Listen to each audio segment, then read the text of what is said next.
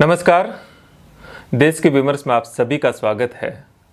देश के विमर्श की इस सीरीज में हम ऐसे महत्वपूर्ण मुद्दों को आपके सामने लाते हैं जिनको मेन स्ट्रीम मीडिया व्यावसायिक हित, सरकार की इच्छा या दबाव के चलते नागरिकों तक नहीं ले जाता है या नहीं प्रस्तुत करता है। आज के इस एपिसोड में हम बात करेंगे राम राज्य के भ्रष्ट तंत्र पर। मैंने ये शब्द जो बोला है वो कुछ आश्चर्यजनक हो सकता है, लेकिन अभी ट्रांसपेरेंसी इंटरनेशनल की जो रिपोर्ट आई है उस रिपोर्ट में भारत के भ्रष्टाचार को लेकर के जो तथ्य सामने आए हैं उनसे इस देश के नागरिकों को, आप सबको जागरूक भी रहना और पता होना जरूरी है। सबसे पहले इस रिपोर्ट को मैं आपके सामने रखता हूं कि रिपोर्ट क्या है। ट्रांसपेरेंसी इंटरनेशनल की जो रिपोर्ट है जिसमें ग्लोबल करप्शन इंडेक्स है, जिसका नाम जो है करप्शन परसेप्शन इंडेक्स कहते हैं, इसमें भारत की रैंकिंग 2023 में 8 अंक नीचे गिर गई है, 8 नंबर नीचे गिर गई है। 2022 में भारत का स्थान 85 था, जो 2023 में 93 हो गया है। अगर हम अंकों के हिसाब से बात करें तो 2022 में भारत को इस इंडेक्स में 40 मार्क्स मिले थे और 2023 में ये 39 हुए हैं। थोड़ा अंकों को भी समझते हैं। इस इंडेक्स में 0 से लेकर के 100 तक के अंक होते हैं। 0 मतलब सबसे भ्रष्ट और 100 मतलब सबसे कम भ्रष्ट। सबसे कम भ्रष्ट में अगर आप देखेंगे तो डेनमार्क का 90 स्कोर है, उसके बाद फिनलैंड है, आपका स्विट्जरलैंड न्यूजीलैंड है तीसरे नंबर पर। तो आप देखेंगे कि ऊपर का मतलब कम भ्रष्ट और नीचे रैंक गिरती है तो ज़्यादा भ्रष्ट। भारत का 1 अंक नीचे गिरना अगर नंबर के हिसाब से देखें और 8 अंकों की गिरावट, 8 नंबर रैंकिंग में 8 अंकों की गिरावट, ये कोई छोटी मोटी बात नहीं है। 1993 से ये इंडेक्स, ये संस्था बनी थी और 1995 से इंडेक्स जारी हो रहा है। अब तक के इसमें एक बार को छोड़कर भारत की सबसे नीचे रैंकिंग है ये, और एक साथ 8 अंकों की गिरावट, ये तो हाईएस्ट है। मित्रों, ये बात इसलिए जरूरी है क्योंकि 2014 में मोदी सरकार जब आई थी तो भ्रष्टाचार के विरुद्ध उनका एक मूवमेंट, और जो सबसे बड़ी चोट थी कि भ्रष्टाचार खत्म होगा, ये उनका एक स्लोगन था। उनका नागरिकों से जो कमिटमेंट था वो भ्रष्टाचार खत्म करने को लेकर के था। और ये परसेप्शन बनाया भी जा रहा है कि मोदी गवर्नमेंट में भ्रष्टाचार कम हुआ है। और इसके पीछे वजह क्या है कि देखिए कोई बड़े बड़े स्कीम नहीं आ रहे हैं, देखो कोई एक भी नाम बता दीजिए। लेकिन ये जो अंतर्राष्ट्रीय संस्था है, इस संस्था की रिपोर्ट जो है ये बड़ी चौंकाने वाली है। इसका मतलब यह हुआ कि कुछ चीज़ें छुपाई जा रही है, कुछ चीज़ अलग है। अगर हम भ्रष्टाचार के इंडेक्स में लगातार नीचे गिरावट आ रही है तो सोचने वाली बात है कि या तो नागरिक के तौर पर हमारा ध्यान नहीं जा रहा, या सरकार कुछ ऐसा कर रही है कि नागरिकों में अब कुछ असंतोष ही नहीं आ रहा। सोचना पड़ेगा। मैं कुछ महत्वपूर्ण तथ्य इस रिपोर्ट के प्रस्तुत कर रहा हूँ, आपको थोड़ा सा उनके बारे में बता रहा हूँ। ये जो संस्था है मित्रों, पहले इसके बारे में भी जानना जरूरी है। ये एक गैर सरकारी संगठन है और इसे 12 अंतर्राष्ट्रीय संगठनों का, जिसमें IMF, वर्ल्ड बैंक, UNO, उनकी मान्यता प्राप्त है। इसलिए आप ऐसा नहीं कह सकते कि ये इंडेक्स कोई विश्वसनीयता नहीं रखता। ये इंडेक्स सबसे विश्वसनीय करप्शन पे इंडेक्स माना गया है। इसमें जो महत्वपूर्ण बात कही है वो कही है भारत के रूल ऑफ लॉ में जो गिरावट आई है और जो उसमें कमी देखी गई है उसको चिंताजनक बताया गया है। इसमें रिपोर्ट में एक और पॉइंट इंडिकेट किया है कि चुनावी वर्ष में भारत में भ्रष्टाचार इस तेज गति से बढ़ा है। भारत की न्यायपालिका पर भी कुछ चिंताएं जाहिर की गई है। हालांकि हमारे पड़ोसी देश चीन काफ़ी आगे है, उसने भ्रष्टाचार में काफ़ी इम्प्रूव भी किया है। पाकिस्तान और बांग्लादेश हमारे से रैंकिंग में तो पीछे हैं, लेकिन पाकिस्तान के लिए इस रिपोर्ट में एक अच्छी बात यह है कि पाकिस्तान में की जो न्यायपालिका है वो नागरिक स्वतंत्रताओं की रक्षा के लिए एकमात्र रूप से एक टांग पे खड़ी होकर संघर्ष कर रही है।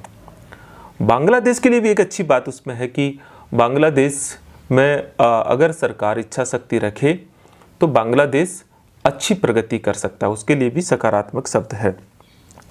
तो हमारे लिए कुछ सोचने वाला बिंदु यह है अब कि एक तरफ जहां 2047 तक विकसित भारत का सपना देखना, अमृत काल का भारत और राम राज्य, गुड गवर्नेंस, और दूसरी तरफ भ्रष्टाचार की ये स्थिति, तो आखिर क्या वास्तव में ये जो ट्रांसपेरेंसी इंटरनेशनल जो रिपोर्ट दे रही है तो उसके पीछे के कारण क्या होंगे?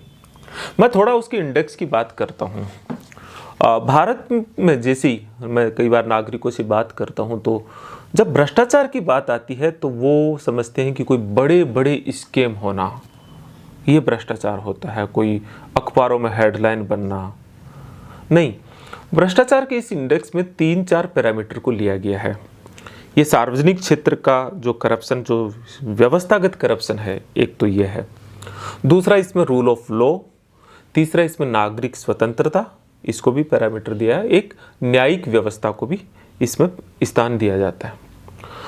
आखिर क्या वजह है इस गिरावट की? क्या ऐसा मतलब कुछ ऐसा हो सकता है? कुछ तथ्यों को हमें इसमें टटोलना पड़ेगा। मैं कुछ तथ्य आपके सामने रख रहा हूँ। कुछ तथ्य यह है, जैसे पहला तथ्य ईडी। आज ये एक सरकारी संस्था, ED, SEBI, CBI, enforcement director बोलते हैं ईडी को। ये जो संस्था है, ये जो इनकी कार्रवाइयाँ अगर आप देखोगे तो कन्वेंशन रेट देखोगे तो आप 0.3%, और इसकी कार्रवाइयाँ 95% केवल विपक्ष के नेताओं पर हो रही है। इसका मतलब कि एक ईमानदार तरीके से ये संस्थाएं काम नहीं कर रही है। एक और एग्जाम्पल जिस पे निश्चित तौर पर ही संस्था का ध्यान गया होगा, उसका नाम है इलेक्टोरल बॉन्ड का मुद्दा। इलेक्टोरल बॉन्ड जो होता है वो सीक्रेट रूप से पॉलिटिकल पार्टियों को फंडिंग होती है।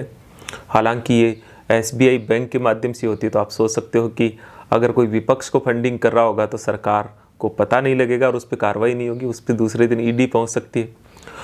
ऐसे ही तो ये जो इलेक्टोरल बॉन्ड का मुद्दा है, ये न्यायपालिका में पिछले 5-7 सालों से लगातार ये चल रहा है। अभी तक इस पे जजमेंट नहीं आया, हालांकि हियरिंग पूरी हो चुकी है। इसी तरह से एक और मैं मुद्दा दिलाता हूँ, वो है टेलीकॉम रेगुलेटरी एक्ट। ये जो कानून अभी अभी पार्लियामेंट से पास हुआ है, ये नागरिक स्वतंत्रताओं को एक तरह से पूरी तरह गिरफ्त में ले लेगा। आप सोशल मीडिया पे या जो आप इलेक्ट्रॉनिक मीडिया पे जो कुछ बोल रहे हैं और संवाद कर रहे हैं, उसको किसी को भी राष्ट्रहित के नाम पर, सरकार सुरक्षा के नाम पर उसे ट्रेस कर सकती है, उसे रिकॉर्ड कर सकती है, उसे देख सकती है। तो आप इन मुद्दों के साथ में हम देख रहे हैं कि भारत में जो रूल ऑफ लॉ की स्थिति है, या जुडिशरी की जो स्थिति है, या जो नागरिक स्वतंत्रताओं की स्थिति है, या जो सिस्टेमेटिक करप्शन है, सिस्टेमेटिक करप्शन को आप थोड़ा सा समझिएगा कि कोरोना काल में जब सभी की आमदनी गिर रही थी, उस दौरान अंबानी और अडानी पर डे 80 करोड़ रुपए की उनको इनकम हो रही थी, और उनकी आमदनी में लगभग मैंने एक बार एनालिसिस किया था, लगभग 400% की ग्रोथ चल रही थी। तो ये ऐसे नहीं है। मैं आपको एक थोड़ा सा एग्जांपल बताता हूँ कि कैसे होता है। अडानी की कंपनी जो छोटे द्वीपीय देश होते हैं उनमें रजिस्टर्ड होती है, वहाँ किसी और नाम से पार्टनरशिप होती है, फिर वापस वो पैसा घूम करके वाइट होकर के भारत में आ जाता है। तो ये इस तरह से जो सिस्टम चलता है, इसे हम कहते हैं सिस्टेमेटिक करप्शन। ये एक व्यवस्थागत करप्शन है। तो इस तरह से भारत में जो करप्शन की स्थिति है और जो सरकार जो एक नैरेटिव सेट कर रखी है, उन दोनों के बीच में बड़ा गैप है। थोड़ा मैं और भी आपको याद दिलाता हूँ, वो है लोकपाल का मुद्दा। 2011 से 2014 तक जो लोकपाल का मुद्दा इस देश का सबसे बड़ा मुद्दा था, और ये भी आपको जानकारी होगी कि उस दौरान भारतीय जनता पार्टी इसी मुद्दे को लेकर के, करप्शन के मुद्दे को लेकर के जनता के बीच आई और एक करप्शन फ्री एडमिनिस्ट्रेशन देने का कमिटमेंट किया। लेकिन 2014 से लगातार करप्शन के मामले में हम पिछड़ते जा रहे हैं। लोकपाल जो कि उस समय यूपीए गवर्नमेंट के द्वारा लोकपाल कानून पास भी हो गया था। आप सबको पता है कि आज लोकपाल कहीं है लोकपाल की नियुक्ति कर दी गई है मित्रों, लेकिन लोकपाल कहीं आपको दिखाई नहीं दे रहा, उसकी कोई कार्रवाई दिखाई नहीं दे रही है। तो ये सारी चीज़ें जो है वो निश्चित तौर पर ही चिंताजनक है। आज 80 करोड़ परिवारों को 5 किलो राशन दिया जा रहा है, मतलब वो 5 किलो राशन पर निर्भर रहने के लिए मजबूर है 60% पॉपुलेशन। तो ये जो चीज़ है ये दिखाती है कि राम राज्य की जो बात है उसके अंदर ये जो भ्रष्ट तंत्र है वो दिन दुगनी रात चौगुनी की गति से बढ़ता जा रहा है और देश के नागरिकों को एक फील गुड करवाया जा रहा है, जबकि अंदर ही अंदर सिस्टम को जब आप टटोलते हैं तो पता लगता है कि ये सिस्टम पूरी तरह से कोलैप्स मार गया है। तो ये हमारे लिए सोचने की बात है मित्रों। केवल भ्रष्टाचार का मामला ही नहीं, मैं आपके सामने कुछ और तस्वीर भी पेश करना चाहूँगा। अन्य इंडेक्स भी देखिए आप, इंडेक्स ग्लोबल हंगर इंडेक्स 115 देशों में हमारी स्थिति 111वां स्थान, मतलब भुखमरी में हमारा क्या स्थान है। ग्लोबल डेमोक्रेसी इंडेक्स 46 नंबर है हमारा। ग्लोबल पीस इंडेक्स 126वां स्थान। ग्लोबल टैलेंट कॉम्पिटिटिव इंडेक्स 103वां स्थान है। ह्यूमन डेवलपमेंट इंडेक्स जो मानव विकास सूचकांक है 132वां स्थान है। Global food security index 71 number पर हम। हैप्पीनेस इंडेक्स हम 126वें नंबर पर है। ह्यूमन फ्रीडम इंडेक्स 119वें नंबर पर है। ग्लोबल प्रेस फ्रीडम, जो प्रेस की स्वतंत्रता जिसको हम बड़ा शौक से सुनते हैं कि बड़ा ये टीवी तो बड़ा सच बोल रहा होगा और उससे हमारा माइंड सेट बनाते हैं। क्यों कहते हैं कि आज टीवी और मीडिया गुलाम हो गया है, उसमें हमारा ग्लोबल प्रेस इंडेक्स में 161वां स्थान है। ग्लोबल किड्स राइट्स, बच्चों के अधिकारों से संबंधित जो हमारा इंडेक्स है उसमें 113वां स्थान है। तो ये दो तस्वीर इस देश की है। एक तस्वीर हम भीतर से जो हमें दिखाई जा रही है हमारे मीडिया के द्वारा, हमारी सरकारों के द्वारा, और एक तस्वीर जिससे हमें दुनिया देखती है। ये भी कहा जाता है कि देखिए और कुछ हुआ या नहीं हुआ, लेकिन इस सरकार ने दुनिया में तो डंका बजाया है। दुनिया में ये दुनिया जिस आँख से जिस चश्मे से हमको देखती है उसकी ये इंडेक्स है, और ये इंडेक्स दिखाते हैं कि हमारी स्थिति बेहतर नहीं है, हम बहुत बदतर स्थिति की ओर बढ़ रहे हैं। ऐसी 5 ट्रिलियन 10 ट्रिलियन इकोनॉमी का क्या मतलब रहेगा जब हमें भीतर से गवर्नेंस नहीं मिलेगा, जब हम भीतर से कुछ नहीं होंगे, भीतर से असुरक्षित होंगे, हमारे अनइक्वलिटी इतनी ज़्यादा होगी, जहाँ जस्टिस नहीं होगा, जहाँ रूल ऑफ लॉ नहीं होगा। मैं आपको इन्हीं सवालों के साथ में आज की इस चर्चा को यहीं समाप्त करता हुआ आपसे विराम लेता हूँ और आपसे आग्रह करता हूँ कि, और निवेदन भी है मेरा कि आपको अगर ये हमारी पहल अच्छी लगती है तो आप वीडियो को सब्सक्राइब भी करेंगे और इसके नीचे जो मैंने बात रखी उस पर अपने विचार देंगे, जिससे कि हम आगे आने वाले वीडियो में और चीज़ों को इम्प्रूव करें। आपके सुझाव और आपके कमेंट हमें प्रोत्साहित करेंगे। नमस्कार।